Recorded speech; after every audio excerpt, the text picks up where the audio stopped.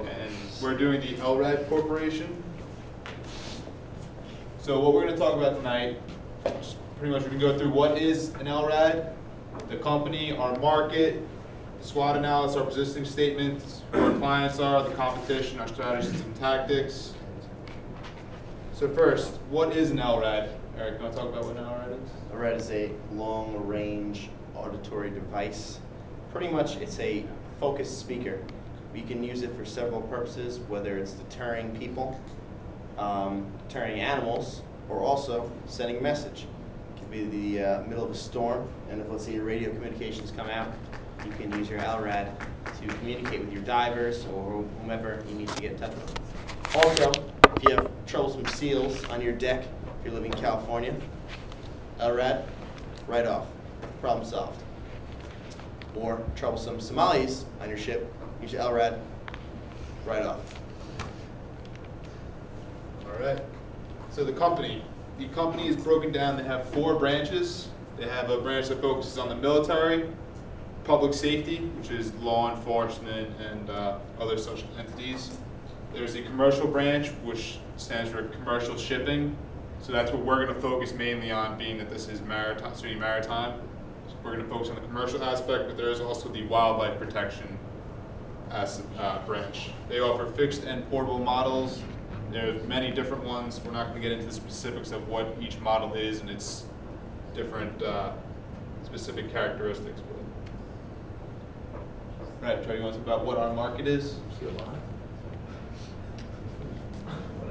Yeah, we market to primarily, it's designed as a crowd control device, and so the markets at first were similar to anything you would see at a riot control, such as shields and pepper sprays and things like this that are non-lethal devices. So the LRAD came into play with a frequency that hurts our ears and keeps people from getting too excited and riding out. Since the pirating has become such a problem in the recent decade, they've been equipped on ships. So now the market in the current interest in why we're doing our project is the maritime industry. And with names tarnishing themselves, such as Blackwater, renaming themselves and different things like that, and then foreign policies and shooting people, it's all frowned upon. So the use of non-lethal devices on board the ship in the industry for a long time was just a simple fire hose. It still is. It's an effective tool, but is it the only thing we can be using to protect our crew? So the market now is what the captain wants on board to protect his ship and his crew, and what the company wants. It's low cost, really not having to hire an entire security team to come on board. Okay. So now how we see our market, we see this as a sort of a white space. It's pretty much unclaimed ground. It's a non-lethal form of ship defense. From the start of time, we had spears and then cannons and muskets. Now, we have all kinds of different bullets and different things to defend our ships, but they're all pretty much lethal. Non-lethal is kind of a new topic where you could argue maybe the world's gone soft, but this is a new market, and we're going to flank our way into it in the ship's defense market, and then hopefully we're going to try and make a new market of non-lethal defense, and then we want to take the defensive position once this market has been established. So how we're going to make our new market is that we're looking to pretty much resolve miscommunications and save lives all around. So it's not just looking to save the pirate's life, you're looking to save the crewman's life who has to be out there operating the LRAD. And also we look at it as a tool for security teams. So we may be able to avoid security teams as a competition to us and try and get them on our side, get them to want our product instead of shooting it down like, hey, we can do this job better. Maybe we can get them to say, hey, we want that for us too. So we have several strengths. We're non-lethal. Our models are portable as well as bolted to the ship. Some of the models are as light as 15 pounds, although they can go up to 400 pounds, which at that point you're not moving them much. That's your Damn right. Company, like I said, we have several markets to be in.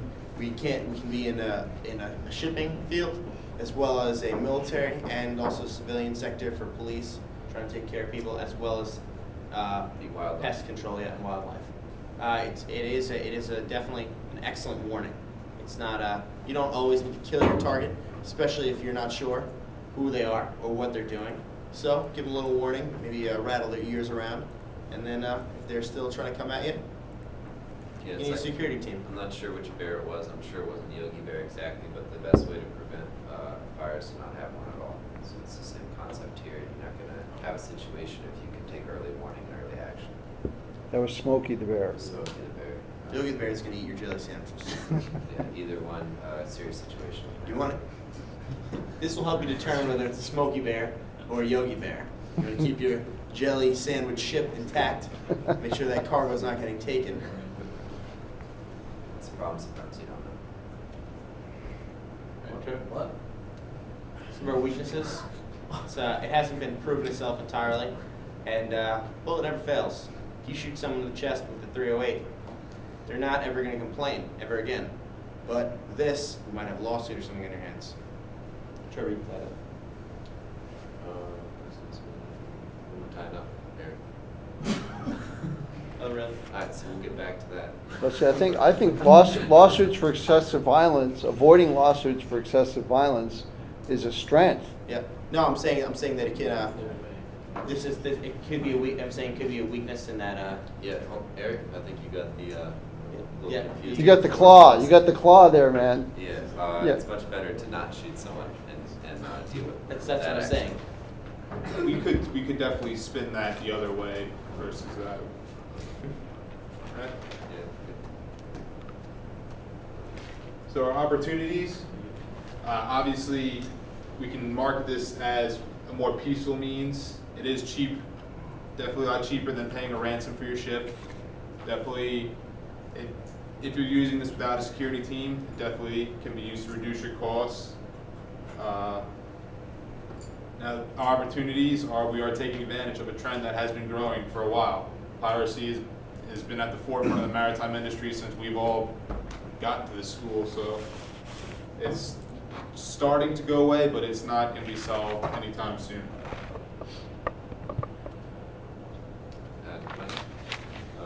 touched up with you saying that last slide, Mike. Can also be used as a megaphone for signaling. Yeah, we've said it a few times, but how many of you guys have ever seen the movie The Guardian? Right? It's a good movie. It's in the helicopter, and remember it's pitch black outside. There's a storm. They drop the basket down. They're telling people get in.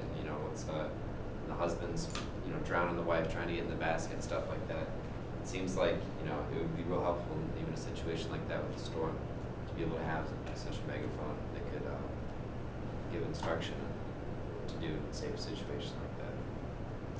Especially from an outside perspective, such as a ship, where you're not having your stressed diver out there or swimmer has a husband trying to drown his wife. You can have the ship coming from a cool, logical, almost God-like source speaking at you, saying, "Okay, Yeah, relax." in any stressful Get the situation, basket. communication's key, absolutely. I'll make one comment here, which is this whole area here, you're missing in a SWOT analysis what opportunity is all about. Right? These are benefits. These are the things that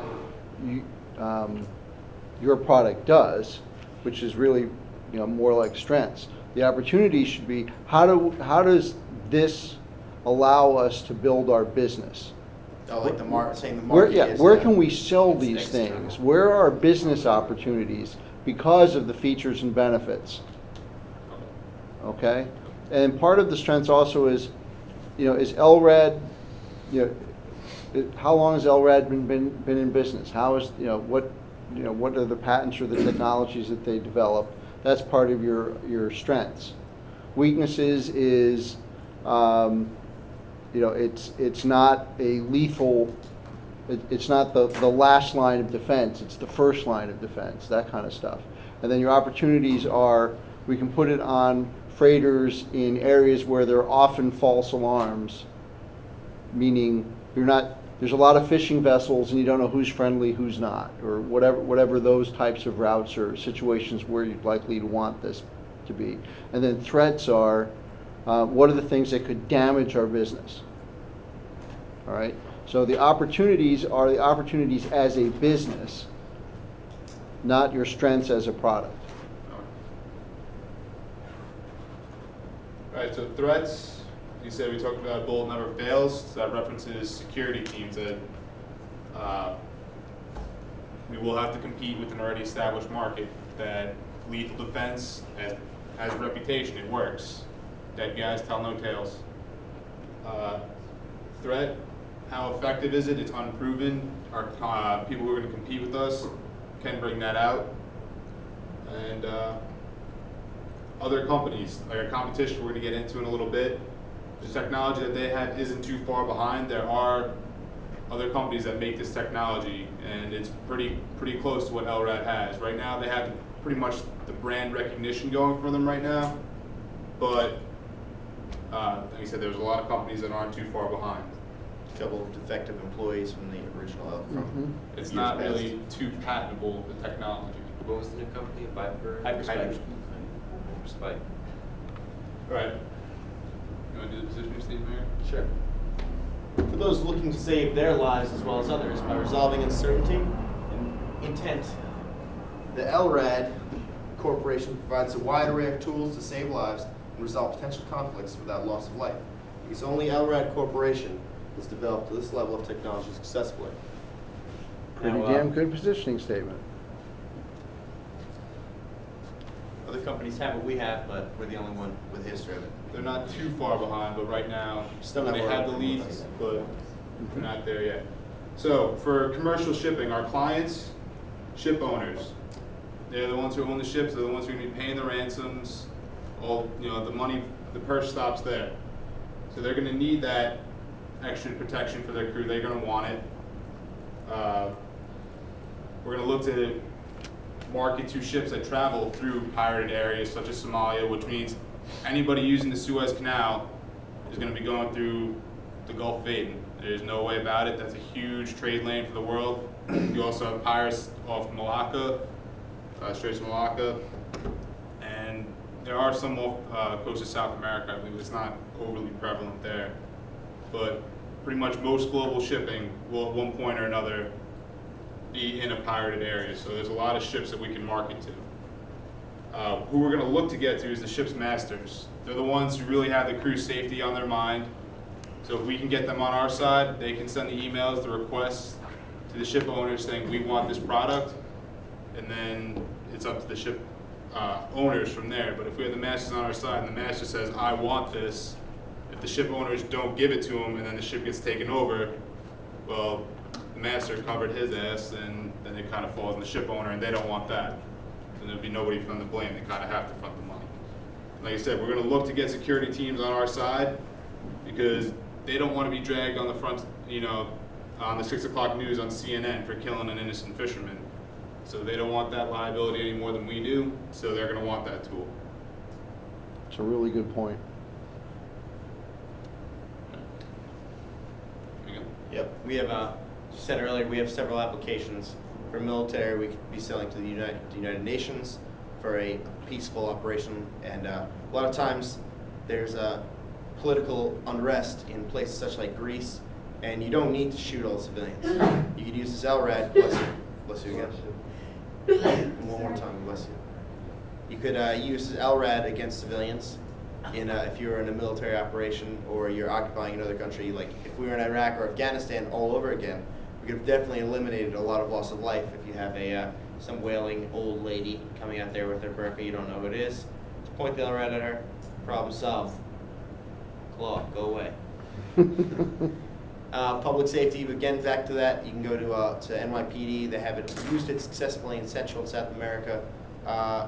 It hasn't been documented as being completely attributed to LRAD, but eyewitnesses say it was extremely helpful. Yeah, that's the thing, ladies and gentlemen. I mean, we've been stressing the fact that it hasn't been documented to work effectively, but it's been documented that it'll make your ears bleed. So it's like, it works. It's loud, and you can't think when it's on. It's like going to a Metallica concert. Worse. It's much more hard. It's much more hardcore than Metallica. And the name is getting known. There are more and more reports coming out of captains saying, hey, I've used this, it's worked. So we're starting to build that testimonial ground base. Even if you have a fight on deck where you have two AVs, two OSs, or a bunch of crazy Filipino guys can't speak English or some clicky language, and they're having a big argument on deck, simply point your LRAD at them, and they'll surely start behaving no matter what language they speak. You can use it also for wildlife preservation. Like I said, seals. You also have birds flying around airports. There's been times of jet turbines actually failing because of geese getting lodged in there. And not just the airports and the aircrafts as well, and in mining sites. Isn't that what happened to the U.S. air flight that crashed in the Hudson? Yeah. And the one captain. Thank God they had a good captain on board, but they didn't. Bad. Mass notification also, it might have helped in a situation like Sandy Hook or even the Virginia Tech. If they just had this on board and pretty much screamed it out at the campus, there's an Asian man, 2 pistols, should probably hide. A lot more lives might have been saved, but alas, hindsight's 20/20. So hopefully we can prevent that.